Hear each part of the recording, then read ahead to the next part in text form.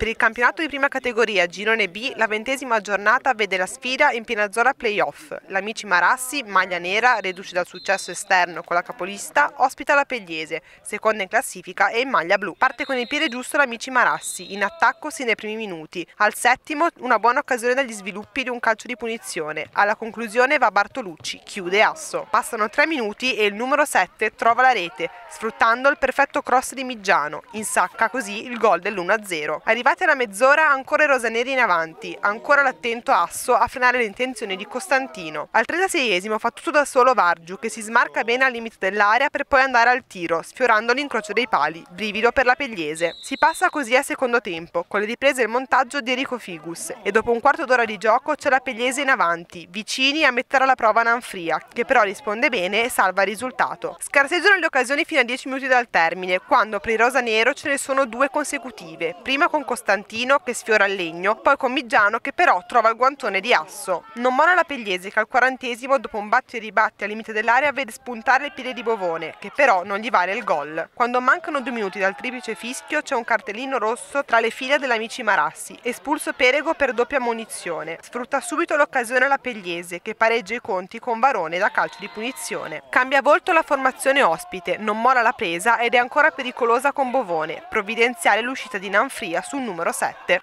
Si risveglia all'ultimo la Pegliese che agguanta così il pareggio. Buona la prestazione di entrambe le squadre che dimostrano di meritare la posizione in classifica.